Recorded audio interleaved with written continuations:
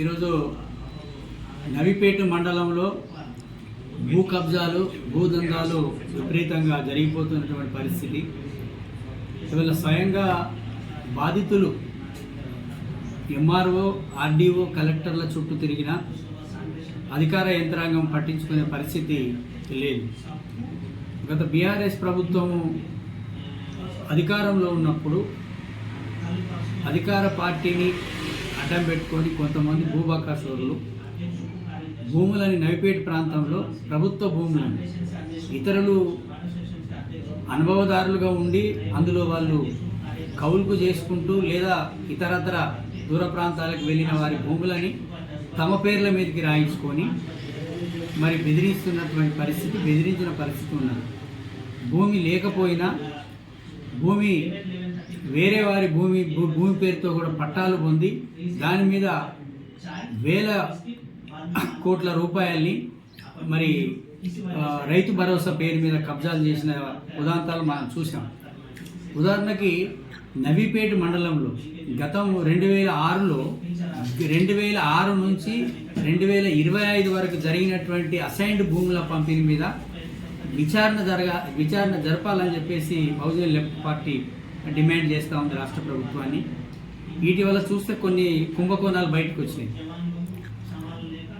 నవిపేట మండలం మోకన్పల్లి గ్రామ panchayat omelette village అయినటువంటి సలీం ఫారం, ఈ సలీం ఫారం గ్రామంలో సర్వే నెంబరు 516, 17, 18 దాదాపు 5 ఎకరాల 7 గుంటల భూమిలో ఈ భూమి వీర రాఘవ కుమారి పేరు మీద దాదాపు 1969 నుంచి వీరు అనుభవదారులుగా అనుభవిస్తూ వ్యవసాయాన్ని చేస్తూ జీవనం సాగిస్తూ ఉన్నారు. గతంలో వైస్ ఎంపీపీగా పనిచేసినటువంటి అధికార పార్టీ లీడరు దాన్ని తన తల్లి గుంటూరు పద్మ అని చెప్పేసి గుంటూరు పద్మ పేరు మీదకి విచిత్రం ఏంటంటే ఈ వీరరాఘవ కుమారి అనేటటువంటి ఆమె హైకోర్టుకు వాళ్ళ బంధువుల మధ్య డిస్ప్యూట్ ఉంటే ఆమె హైకోర్టుకు పోయి హైకోర్టు నుంచి ఆమెకు అనుకూలంగా తీర్పు వచ్చింది. తర్వాత వాళ్ళ కుటుంబ సభ్యులు మళ్ళీ పైకోర్టుకు వెళ్ళారు. అది కోర్టు వివాదంలో ఉండగా ఆ భూమిని గుంటూరు పద్మ పేరు మీదకి రిజిస్ట్రేషన్ చేశారు, అసైన్డ్ భూమిని. ఈ భూమి ఎవరైతే వీరరాఘవ కుమారి భూమిలో వ్యవసాయం చేస్తున్నారో కౌలుదారులు వాళ్ళందరి మీద కూడా స్థానిక పోలీసులు కేసులు పెట్టారు. ఇంతకంటే దుర్మార్గమైనటువంటి వ్యవస్థ ఇంత దారి తప్పి అధికారం ఇచ్చి ప్రజల సొమ్ముతోని ప్రజలు రెక్కలు ముక్కలు చేసుకొని రూపాయి జమ చేసి ప్రభుత్వానికి పన్నులు కడితే ఆ పన్నులకు తమ ఇంటి దగ్గర ఎవరైతే ఒక వర్కర్గా పనిచేయాల్సినటువంటి ఒక పని మనిషిగా పనిచేయాల్సినటువంటి ప్రభుత్వ అధికారులు, అది ముఖ్యమంత్రి నుంచి కలెక్టర్ వరకు, పోలీస్ యంత్రాంగమైన రెవెన్యూ యంత్రాంగమైన ప్రజలకు జవాబుదారీగా ప్రజలకు నమ్మకమైనటువంటి జీతగాళ్ళుగా పనిచేయాల్సింది వీళ్ళందరూ. వీళ్ళేమి పెద్ద కొమ్ములు వచ్చినట్టు కాదు, కానీ వీళ్ళు ఏం చేస్తున్నారు? ప్రజలని బెదిరిస్తూ ఉన్నారు, ప్రజల్ని భయభ్రాంతులకు గురి చేస్తూ ఉన్నారు.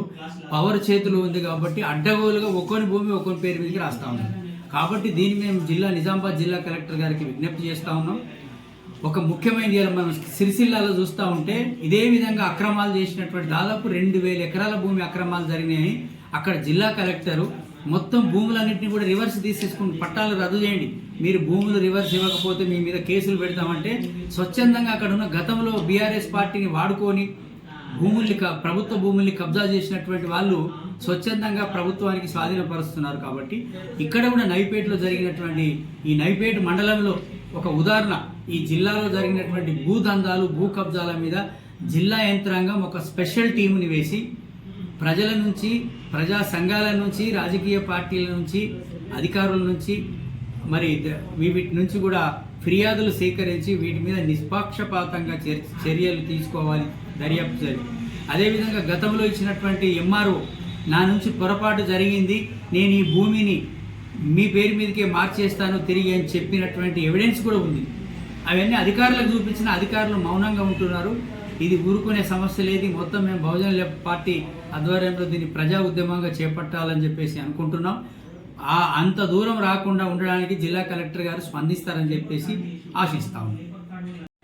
ఈ విచారణ జరపడం వల్ల ప్రభుత్వానికి ప్రజలకు ఏ విధంగా లాభం జరుగుతుంది అంటే, ప్రజలు తమ కష్టార్జితం ప్రభుత్వానికి కట్టే పన్నులు ప్రభుత్వం దగ్గరికి పోతే ప్రభుత్వము అభివృద్ధి కార్యక్రమాలు చేస్తుంది. కానీ ఇవాళ కొంతమంది దొంగల చేతులకు పోతాయి. ఇవాళ కోట్లాది రూపాయలు భూమి లేకపోయినా దొంగ పట్టాలు సృష్టించి ఈ అనర్హులకి, సంబంధం లేనటువంటి వ్యక్తులకి కోట్లాది రూపాయలు రైతు భరోసా పేరు మీద వెళ్ళినటువంటి పరిస్థితి గత 10 సంవత్సరాలు చూసాం. మీకు ఇంకొక ఉదాహరణ ఏంటంటే, నవీపేట మండలంలో ఒక విలేజ్, దాన్ని ఇంకా పరిశీలన చేస్తున్నాం, మా దృష్టికి వచ్చింది, అది మీడియా దృష్టికి కూడా తీసుకెళ్ళాలి. నవీపేట మండలంలో ఒక విలేజ్కి 150 ఎకరాలు ఒక దొర చేతిలో ఉందని, అది గుట్ట. ఆ గుట్టకు ఈ 10 సంవత్సరాల నుంచి బీఆర్ఎస్ ప్రభుత్వ హయాంలో 10 సంవత్సరాల నుంచి 150 ఎకరాల గుట్టకు మరి రైతు భరోసా ఇచ్చినట్టు ఆ గ్రామస్తులు మాకు చెప్పడం జరిగింది. అది పూర్తి వివరాలు వచ్చిన తర్వాత అదొక పెద్ద నిజామాబాద్ జిల్లాలోనే ఒక సంచలనం అవుతుంది. ఆ ఒక్కదాన్ని చూసుకుంటే మొత్తం నిజామాబాద్ ఉమ్మడి జిల్లా మొత్తాన్ని ఎన్ని వందల కోట్ల రూపాయలు, ఎన్ని వేల కోట్ల రూపాయలు ప్రభుత్వ సొమ్ముని రైతు భరోసా పేరు మీద కబ్జా చేశారు, దోపిడీ చేశారు. ఈ డబ్బులన్నింటినీ కూడా దోపిడీ చేసినటువంటి, పంట పండించకుండా, వ్యవసాయం చేయకుండా, మరి తప్పుడు రికార్డులతోని, భూమి లేకపోయినా సర్వే నెంబర్లతోని, రైతు పాస్బుక్ల పేరు మీద మరి డబ్బులు ప్రభుత్వం నుంచి పొందిన అందరి నుంచి కూడా రికవరీ చేయాలని చెప్పేసి, వారి మీద క్రిమినల్ కేసులు పెట్టాలని చెప్పేసి బహుజన లెఫ్ట్ పార్టీ డిమాండ్ చేస్తూ ఉంది.